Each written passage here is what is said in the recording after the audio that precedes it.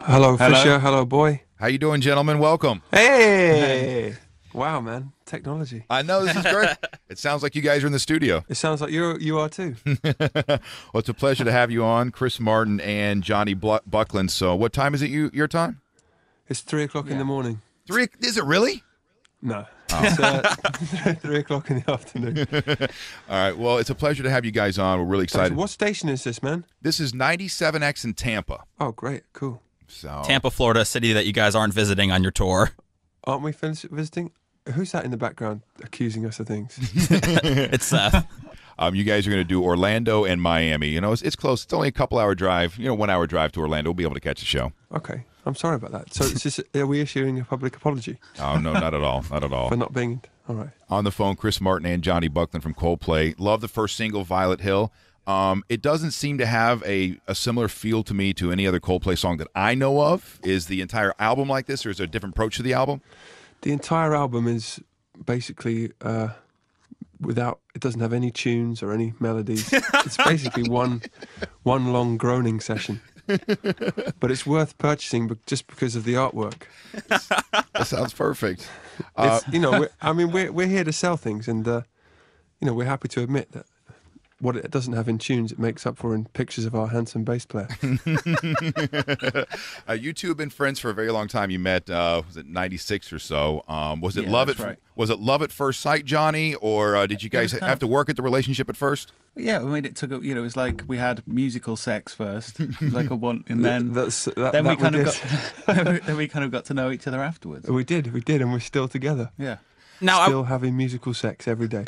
I was reading on your MySpace page. Now, what happened? You guys formed in 1998. You guys lost a demo tape competition on XFM. Is that what happened? Yeah, we're still every couple of months we lose a Battle of the Bands competition because we enter them like secretly without telling anyone it's Coldplay. And that's really what the Grammys is, and we always lose to U2 at that. So we've been losing Battle of the Bands since we were 12 years. 12 years, yeah. Do you guys ever turn anything in as if it were, as a band, Pictorials or Starfish? I wish we did. Maybe we can from now. Those are some band names you guys tossed around early on. How did you guys go through those band names and then eventually end up with Coldplay? Well, you say Pectorals was a band name. It was more of a sort of drunken joke for a Thursday evening, and it was spelt with a Z. I think you should point that out. And the irony is, Johnny and I were never in that band because we just don't have the shape for it. Yeah, we don't have the pectorals. It was more of a boy band we were trying to manufacture, but it just never happened, did it? What about the title of this? Is this two titles that you guys couldn't decide on? You were going back and forth, and you decided to throw two titles onto one title? Well, we kind of thought people either thought we were really depressing or really sort of uplifting. Yeah. In the 80s in England, there was these books that you could buy. What were they called? It Fantasy, Choose Your Own Fantasy or something. Or is that a website? There were these books in England that you could buy, and at a certain point you could choose which way the ending went. I don't know if you had that. Oh, yeah, I know what you're talking about, yeah.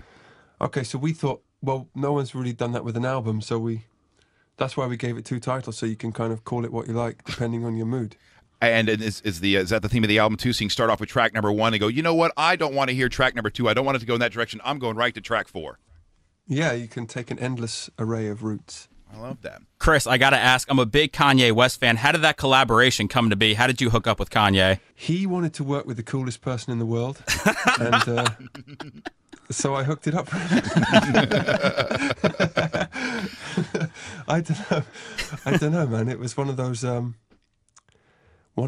random things. It's happened a couple of times where we've been in the same place as somebody, and they're working or we're working, and we start messing around, and the next thing we know, it's turned into a proper track. But all those things that we do tend to be like a 2-hour thing that we don't think is going to go anywhere. So it's funny that it turned into an official sort of collaboration. When you turn down a collaboration, when somebody comes to you, is it very awkward? You just go, that sounds pretty good. I'll have my agent get a hold of you if it's going to work out. Yeah, actually, we don't turn people down so much. We get turned down occasionally. We got turned down by... Yeah, we got turned... I don't want to say who because it's unfair on David Bowie, but... But we do occasionally get turned down for them. Is there a different approach to this? Is there a different approach? Do you feel a next level, a next step in Coldplay here, or? That's a tough It's question. difficult for us to say. You know, we're pretty close to it. It's probably the same with your show. You know, you don't know if you're getting better or worse. You only know how hard you're trying. How often do you get in the morning and phone it in? You know, twice a week maybe. Twice a week. 5 days a week. Come on. All right. Well, Johnny, Right. you two have been friends for a very long time. And speaking of our show, he and I have been working together now for 7 years, and you guys have been together now for 12 years. How often does the band, the projects, put strain on your personal friendship? Not that often, actually. Certainly between Maybe 3 times it's happened. Yeah, in 12 years.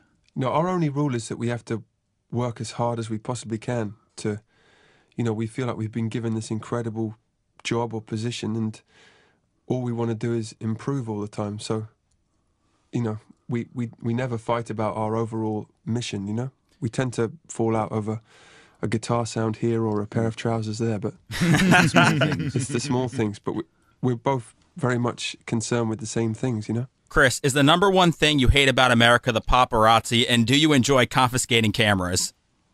The number one thing, man, I don't have any. I love America, and it wouldn't be the same without the bad bits. The new CD is Viva La Vida, or Death and All His Friends, and it doesn't drop till June 17th. Right now we're playing the single Violet Hill, and then we'll see you guys when you come through town in November. Oh, one more question. Do you guys believe in aliens at all? Have you ever seen a UFO? We did. We saw a funny light once over Norwich, but Norwich is kind of a weird place. Do you know I don't know if the Tampa listeners know where Norwich is. Well, it's sort of a weird town in It's basically the centre of the Western world, right? We've seen all kinds of things: UFOs, CFCs, CIA. What else? I don't even know what UFO is, man. Oh, unidentified flying object. Oh, you mean like a spaceship? Yes. Oh, sure, man. Of course. We believe everything. Also, we once saw the Pope flying by in a spaceship. That's how he knows. That's how he knows. Well, it was a pleasure once again. Coldplay, Viva La Vida. Thanks a lot. And thanks for talking to us. Thank you very much. Thanks for stopping by the studio. All right. Thanks, man. See All you later. right. Bye. Bye-bye. Bye.